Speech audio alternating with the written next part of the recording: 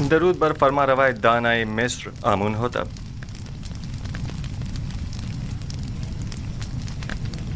یوزارسیف قصر پوتیفار میں ایک طویل خدمت گزاری کے باوجود ابھی تک خداوند مصر کے مقابل تعظیم کرنا نہیں سیکھ سکے. شاید آپ لوگوں کے نزدیک جو مختلف نو خداؤں کی تعظیم کرتے ہیں، تعظیم کرنا ایک امر مسلم ہے، لیکن میں نے اب تک صرف اس خدائے واحد کی تعظیم کی ہے، اور امید کرتا ہوں کہ جناب فرما روا بھی میری اس عدم تعظیم کو عدم احترام شمار نہیں کریں گے. لیکن مصر کی شاہی اور درباری آداب کی روح سے یہ ایک بڑی بے ادبی شمار کی جاتی ہے. اگر جیسا کہ کاہن اعظم نے فرمایا آپ تعظیم کرنا جانتے ہوتے تو طبس کی خوبرو حسیناؤں کے آگے سر تسلیم خم کر دیتے اور یوں قید تنہائی تو نہ کاٹنی پڑتی.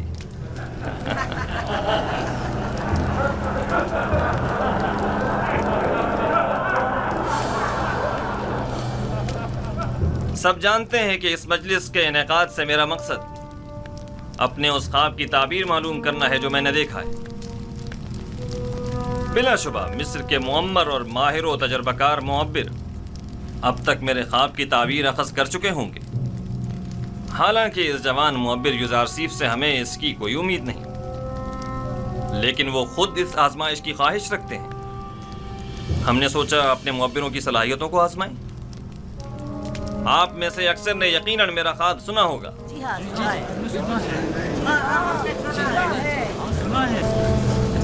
میں ایک بار پھر دہرانا مناسب سمجھتا ہوں.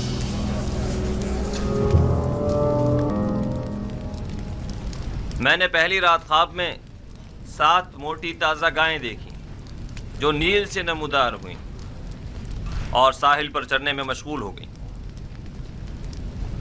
تبھی نیل خشک ہو گیا اور 7 دبلی پتلی گائیں اس خشک شدہ نیل سے نمودار ہوئیں اور اس کے کنارے پر موجود موٹی تازہ گایوں پر حملہ آور ہوئیں اور سب کو نگل گئیں. دوسری شب گایوں والے خواب کی طرح 7 سبز اور ہرے بھرے گندم کے خوشوں والا خواب دیکھا جو کہ 7 زرد و خشک خوشوں کی وساطت سے خشک ہو کر بکھر جاتے ہیں.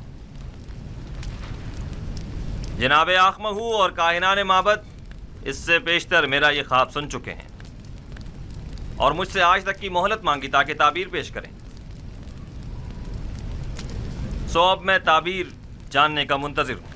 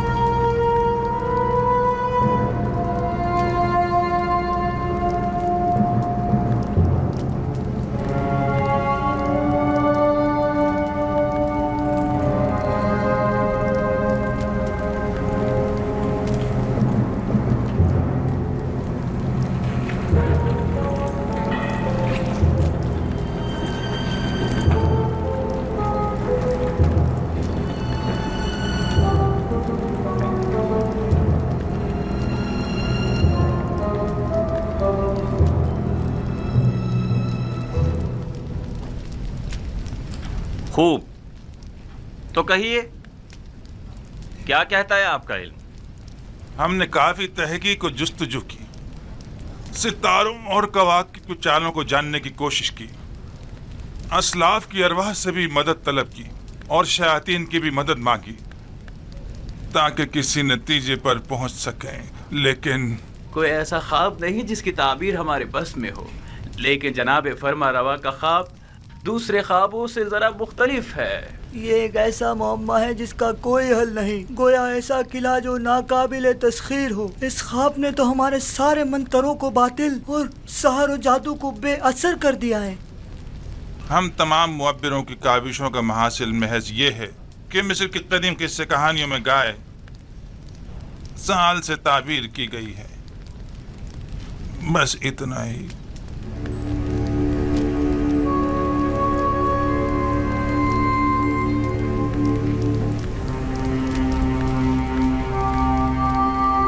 سال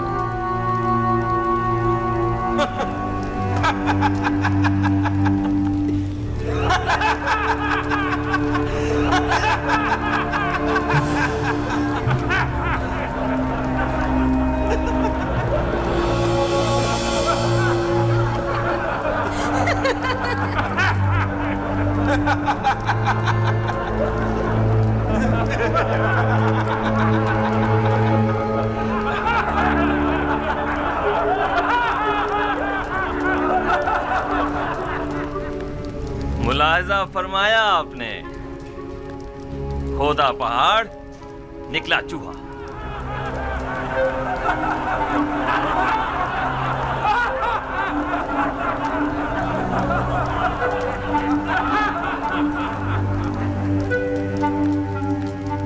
تعبیر خواب یعنی یہ ہے،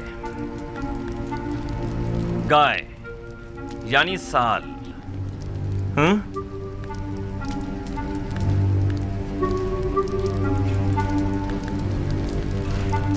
ہاں تو یوزار سیف، آپ بتائیں آپ کی تعبیر کیا کہتی ہے؟ تعبیر نہیں عالی جناب، میں آپ کے خواب کی تعویل پیش کروں گا۔ تعبیر اور تعویل میں کیا فرق ہوتا ہے؟ تعبیر معبروں کے اندازوں اور خیالات پر مبنی ہوتی ہے اور اس کا صحیح ثابت ہونا یقینی نہیں، جبکہ تعویل روح کا عالم غیب سے اتصال کا نتیجہ ہوتی ہے، اور جو تعویل میں بیان کروں گا بلا شبہ وہ تحقق پائے گا اور اس میں تغیر و تاخیر کی کوئی گنجائش نہیں ہے۔ آپ اتنے یقین سے کیسے کہہ سکتے ہیں یوزار سیف؟ آپ کو اپنی تعویل پر بڑا بھروسہ ہے۔ مجھے اپنے خدا پر بھروسہ ہے، میں اپنی طرف سے کچھ نہیں کہتا، مجھے تمام علوم اس کی جانب سے ودیت ہوئے ہیں۔ تم نے جو کچھ بھی کہا وہ زبانی جمع خط سے زیادہ کچھ نہیں، اور اسے سچ ثابت کرنا بہت مشکل ہے۔ تمہارا دعویٰ اور تمہارا خدا دونوں ہی شک اور تردید کا شکار ہیں۔ اگر آپ اجازت دیں تو میں اس شک و ابہام سے پردہ ہٹا دوں اور اپنے پروردگار کی قدرت اور خواب کی حقیقت کو سب پر ثابت کر دوں۔ جناب آنکھ ماہو، اگر پسند فرمائیں تو ہم ایک دوسرے کے تعاون سے اس خواب کا نتیجہ اخذ کرتے ہیں۔ ابھی آپ کے معبروں نے فرمایا کہ مصر کے قدیم قصوں میں گائے سال سے تعبیر کی گئی ہے، درست ہے؟ ہاں، یہاں تک تو صحیح ہے۔ کیا آپ مانتے ہیں کہ یہ دونوں خواب گائے اور خوشہ گندم والا ایک دوسرے سے مماثلت رکھتے ہیں؟ بظاہر ایسا ہی ہے۔ کیا ہرے بھرے خوشے فراوانی نعمت کی علامت اور زرد و خشک خوشے قحط و خشک سالی کی علامت نہیں ہیں؟ میرے ذہن میں کوئی اور تعبیر ہے بھی نہیں۔ ایسی صورت میں کیا ہمیں یہ نتیجہ اخذ نہیں کر لینا چاہیے کہ 7 سال فراوانی نعمت اور زرخیزی اور 7 سال قحط و خشک سالی کے مصر کو درپیش ہیں؟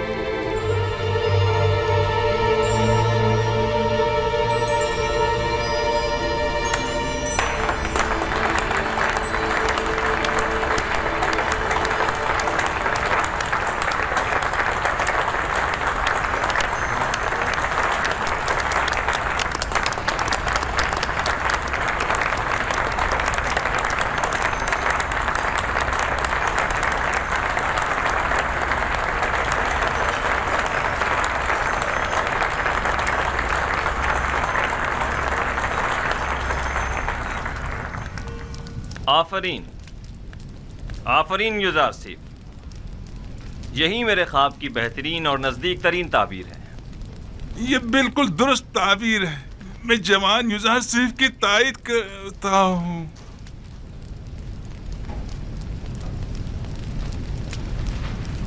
ملاحظہ فرمایا جناب آق محمود، میں نے نہیں کہا تھا کہ یہ نااہل محض بلند و بانگ دعوے ہی کر سکتے ہیں یا پھر صرف اپنے الٹے سیدھے تصورات کے ذریعے ایسے مفروضے گڑ سکتے ہیں جو خود ان کے کام بھی نہ آ سکیں۔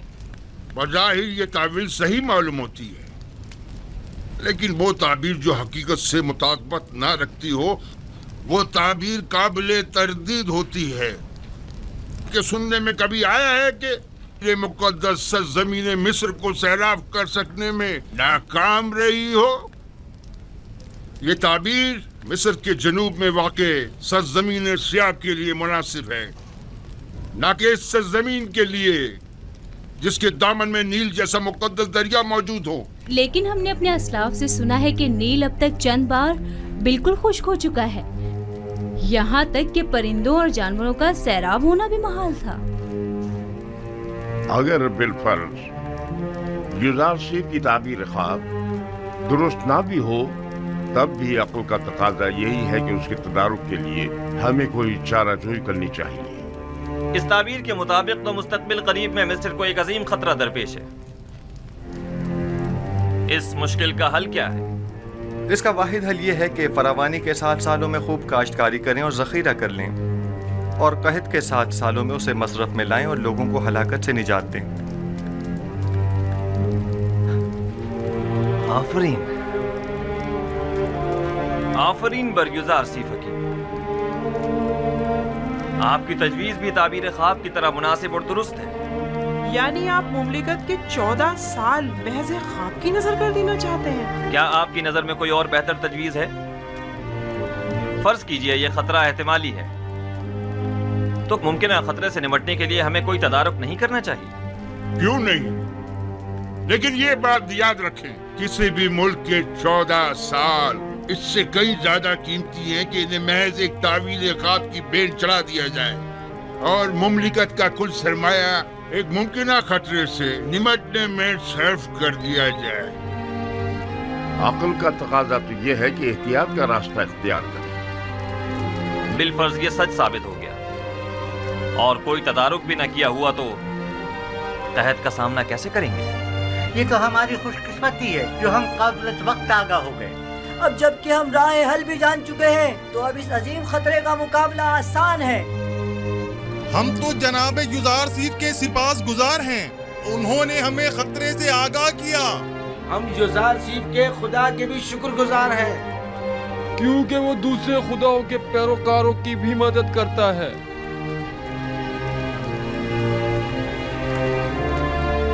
آپ سب یزار سیف کی پاک دامنی اور بے گناہی کا واقعہ تو سن ہی چکے ہو، اور آج ان کے علم و حکمت اور فہم و فراست کا مشاہدہ بھی کر دیا۔ آپ نے یہ بھی ملاحظہ فرمایا کہ وہ علم تعویل خواب میں تمام مصری معبروں میں ممتاز ہیں۔ آج سے ہم انہیں اپنا امین قرار دیتے ہیں۔ آج سے یزار سیف ہمارے نزدیک مخصوص مقام و منزلت اور وسیع اختیارات کے حامل ہوں گے۔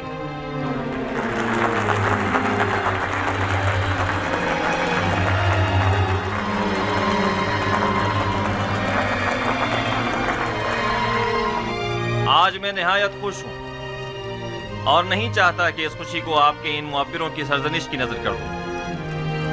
آج مصر کے خداؤں، کاہنوں اور معبروں کی کمزوری اور بے بسی سب پر آشکار ہو گئی، اور آپ نے دیکھا کہ خدائے آمون سے بڑھتر بھی کوئی خدا ہے۔ اس سے پہلے کہ میرے غیظ و غضب کی بجلی ان معبروں پر گرے، انہیں یہاں سے لے جاؤ۔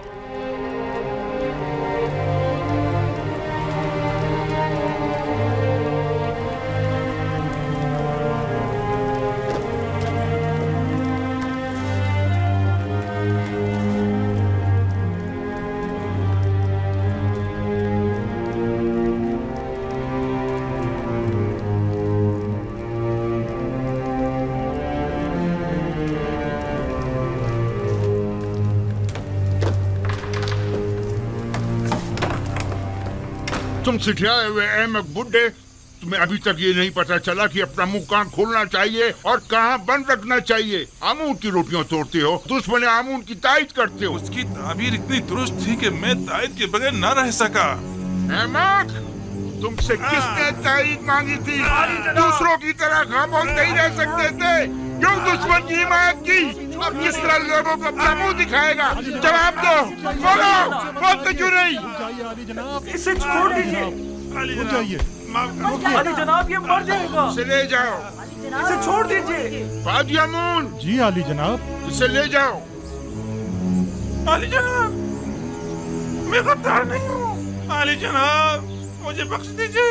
अली जनाब, मुझ पर रहम फरमाइए, मुझे बख्श दीजिए। अली जनाब, रहम फरमाइए। अली जनाब, आज तक माबद और उसके खादमीन को ऐसी रुसवाई का सामना नहीं करना पड़ा। बेशक इस शिकस्त की खबर जल्दी पूरे मिस्र में फैल जाएगी और लोग यही कहेंगे कि इब्रानी युजार सीफ का खुदा यगाना, एक शहरा नशीन चरवाए का खुदाए आमून बुजुर्ग पर गालिब आ गया। और कहेंगे कि जवान और ना तजुर्बेकार युजार सीफ ताबीर ख्वाब में मिस्र के सिंध रसीदा मुअब्बरों पर सबकत ले गया। बिलखसूस जबकि मिस्र के लोग मुअब्बरों की खुदाओं की तरह परस्तिश करते हैं। खुदाए बुजुर्ग आमून हम पर रहम करे। अब इस रुसवाई का दाग धोने के लिए ना जाने कितने पापड़ बेलने पड़ेंगे।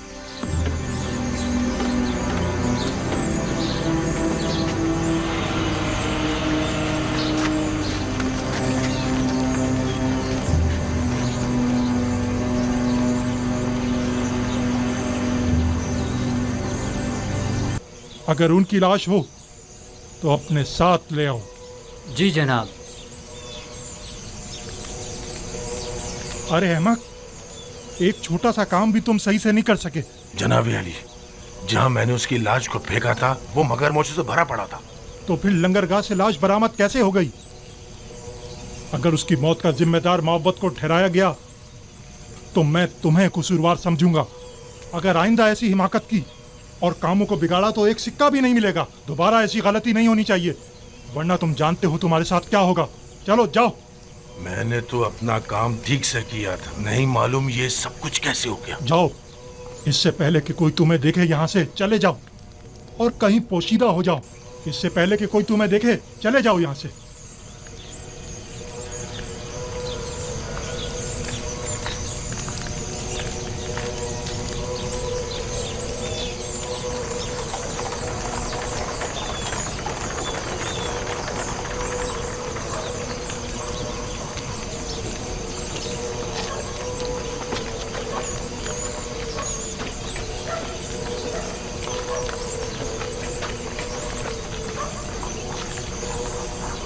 मुअब्बिर,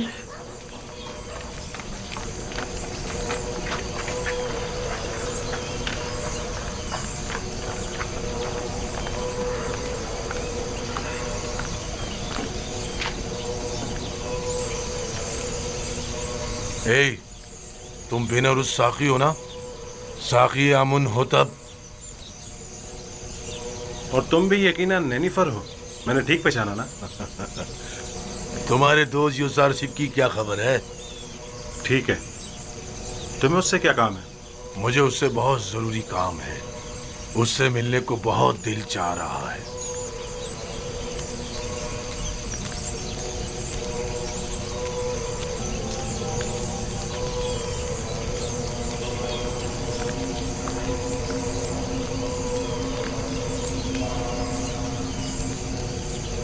कहाँ था? कहाँ से मिला ये? लंगरगाह से इसकी लाश मिली थी आली जनाब। खुदाओं की रहमत उस पर नाजिल हो। ये माबद के बुजुर्ग और इंतहाई काबिल एहतराम थे। मेरा ख्याल है कि वो अपनी शर्मनाक शिकस्त बर्दाश्त न कर सके, इसीलिए खुद को नील की नजर कर दिया। उन जैसे अजीम मुअब्बिर के लिए जनाब फरमारवा के ख्वाब की ताबीर पेश ना कर सकने की जिल्लत और रुसवाई उठाना मुश्किल था, इसीलिए वो खुदकुशी कर बैठे। इन्हें नहायत इज्जत और एहतराम के साथ गर्ब ले जाए और हनूद करके मखसूस मकबरों में से एक में दफना दे।